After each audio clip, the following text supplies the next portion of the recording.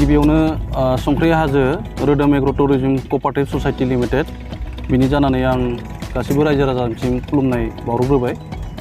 जों बेयाव 2023 आरो 2023 निफ्राय मोनसे टारगेट लानाय जादोंमोन बे लकेसनखौ जे बेयाव जोङो मोनसे एग्र टुरिज्म गायसननाय जागोन।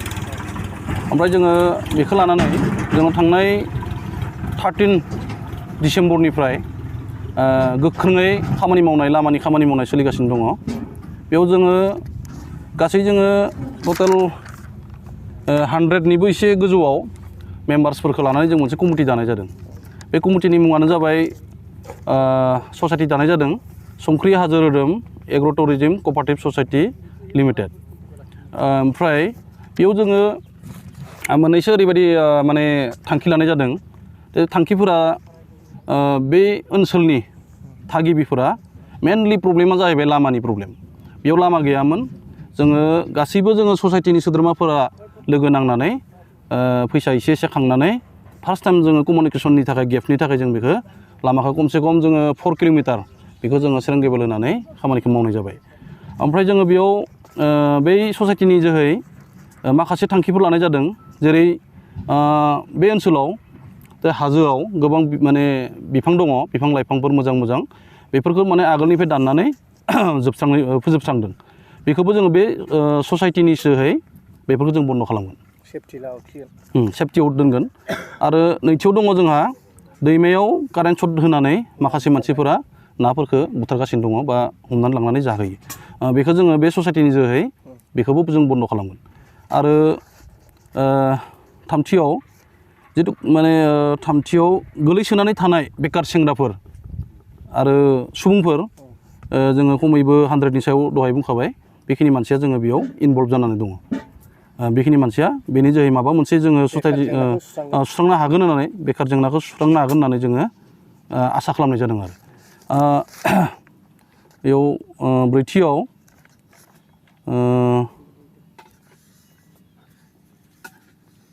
आरो जों बेयावनो मोनसे टारगेट लादों जोङो जे सोरबाफोर बे एग्र टुरिज्मखौ जुदि नायनो फैयोब्ला बा बेरायनो फैयोब्ला बेयाव फैनानै लावखार ओंखामबो जाजागोन। बिनि थाखाय जोङो खामानिबो गोख्रोङै मावगासिनो दङ।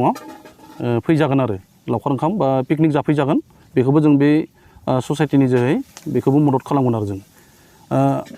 आरो दंबावो जोंहा बाथियाव हाग्रानि जिब जुनार बुथारनायखौ जोङो बे ससाइटिनि जोहै होबथागोन। जेरै जोंहा बेयाव दङ मै दङ, मोसाफोर फैयो, बिदिनो हाग्रानि जिब जुनार जेनेबा जोङो दावराइबो दङ, सेसा दङ, बायदिसिना माने बेयाव जिब जुनारखौ जों नुनो मोन्दों। बेफोरखौबो जोङो बेफोरखौ बुथारनायनिफ्राय जोङो रैखा खालामगोन आरो जों माने बुथारनो होआ बेखौ।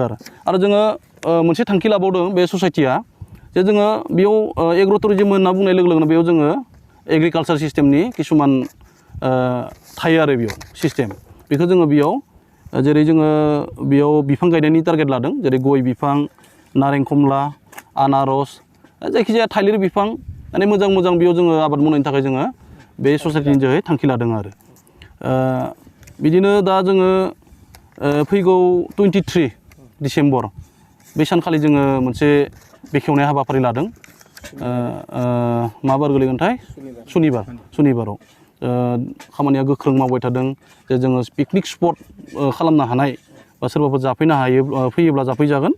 बेनि थाखाय जोङो जायगासिम जों गारि लांनो हानाय मोनसे बेब'स्था खालामदों। आरो बेयाव जोंनिया गासै लोगोफोरानो जोंखौ बे ससाइटियाव गासैबो जों जमा नांनानै बा गासैबो जों लैहोर लैहोर फैनानै जोङो गावबा गावनो माने फैसा होसोमलायनानै जोङो बेखौ साक्सेस खालामनो थाखाय नाजागासिनो दङ। आरो दा जोङो 23आव बेखेवनायाव सोरबाफोर बै खाथि खानलानि बा रायजो राजाफोरा गासैबो फैनानै जोंखौ हेफाजाब होफैगोन होनना जों मिजिंथिबाय।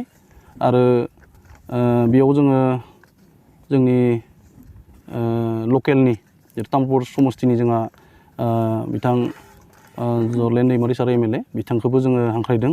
आरो जोङो BTRनि स्पिकार कातिराम सार बिथांखौबो जोङो बे सानखालि लिंहरगोन। आरो जोङो थाबैनो जोङो BTRनि CM प्रमद बर' सार बिथांखौबो जोङो